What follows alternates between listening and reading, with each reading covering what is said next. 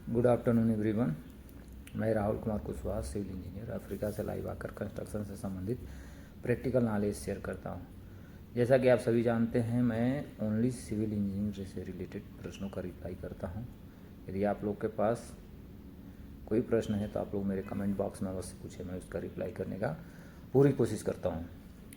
मेरा यह छोटा सा प्रयास उन अनुभव और सीखों को आप तक पहुँचाना है जो मुझे साइट पे 10 वर्षों में काम करके प्राप्त हुआ है। मैं चाहता हूँ कि आप लोग भी प्रोफेशनल तरीके से काम करके अपनी लाइफ में आगे बढ़ सकें। इसके लिए मेरा छोटा सा प्रयास है।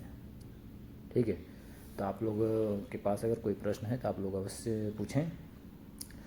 Learning by doing help us understand thing better and makes us more confident. जैसे करके सीखने से हमें चीज़ों को बेहतर ढंग से समझने और आत्मविश्वास बढ़ाने में मदद मिलती है। जैसे मान लीजिए आप मिस्त्री का काम कर रहे हैं या शटरिंग का काम कर रहे हैं, तो आप काम करके अगर फोरमैन बनते हैं तो आपका आत्मविश्वास लेवल बहुत बड़ा हो जाता है, आपके अंदर कॉन्फिडेंस आ जाती है।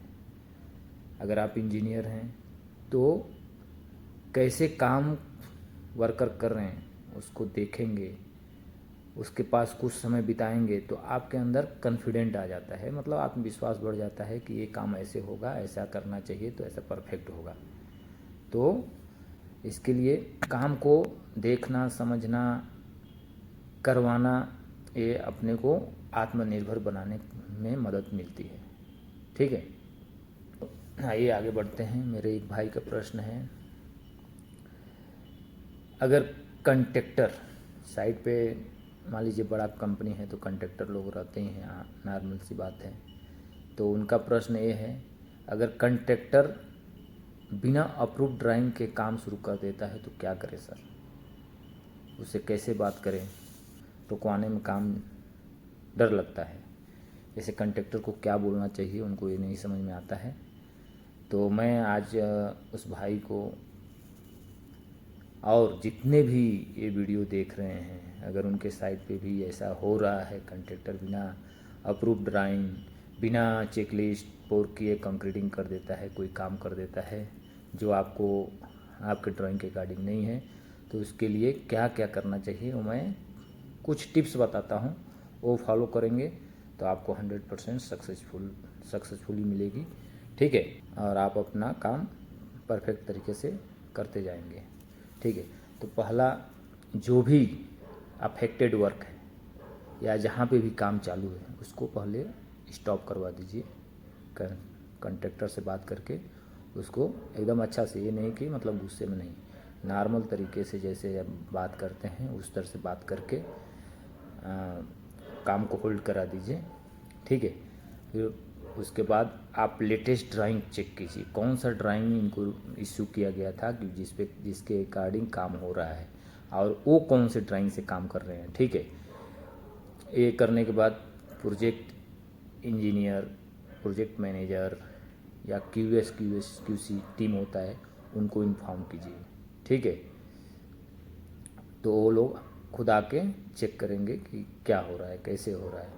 अगर मान लीजिए काम पहले से, आपके जानने से पहले वो काम कुछ हो चुका है, तो उसके लिए आपको क्या करना है, पहले इंस्पेक्शन के टीम जो क्यूसी वाले होते हैं उनको बुलाकर ड्राइंग के अकॉर्डिंग इंस्पेक्शन करवाइए कि हमारा जो काम हो चुका है, मतलब वो कंट्रैक्टर ऑलरेडी बिना अप्रूव ड्राइंग के अकॉर्डिंग कर चुका है, वो अपना जो अप्रूव ड्राइंग है उसके अकॉर्डिंग उसके अंदर आ सकता है कि नहीं, मेंटेन करने मतलब काम चलाने लायक है कि नहीं है, तो वो आपको इंस्पेक्ट कराना है। ठीक है, तो अगर ये सब बात आप अगर फॉलो करेंगे तो आपका साइट स्मूथली क्वालिटी कंट्रोल के अंदर काम होके आगे बढ़ता जाएगा। ठीक है, एक मेरे भाई का दूसरा प्रश्न था, अगर रेनफोर्समेंट की स्पेसिंग ड्राइंग के अकॉर्डिंग न मिले तो क्या करना चाहिए। मतलब वो गए चेक करने, जैसे मान लीजिए कंट्रैक्टर स्लैब का या कॉलम का रेनफोर्समेंट कर दिया है, लेकिन वो चेक करने गए तो स्पेसिंग, जैसे अगर स्लैब है तो उसका मेन बार और तो उसमें स्लैब का स्पेसिंग सेंटर टू सेंटर दिया रहता है, मान लीजिए 100 दिया है, 150 दिया है, 200 दिया है, अगर उनको ड्राइंग के अकॉर्डिंग ना मिले तो क्या करना चाहिए, उसके लिए भी आपको यही प्रोसीजर अपनाना है। कंट्रैक्टर से बात करना है, फिर जहाँ पे भी काम हो रहा है, जैसे कॉलम का रेनफोर्समेंट हो रहा है तो कॉलम को रुकवा दीजिए।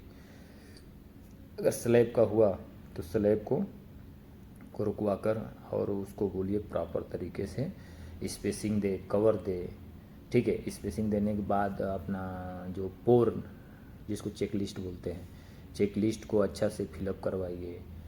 फिलअप करने के बाद आप चेक कीजिए, उसके बाद सिग्नेचर करके अप्रूवल दीजिए उसको भरने के लिए, ठीक है।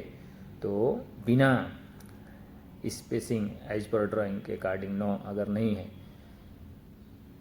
तो आप उसको काम को आगे मत बढ़ने दीजिए, ठीक है। तो ये सब सावधानियां आपको ध्यान में रखना है और कॉन्ट्रैक्टर से झगड़ा नहीं करना है, अच्छी तरीके से बात करके और ड्राइंग के अकॉर्डिंग और विथ प्रोजेक्ट मैनेजर इंजीनियर के नॉलेज में करके इस सब को सॉल्व किया जा सकता है, आप कर सकते हैं, ठीक है।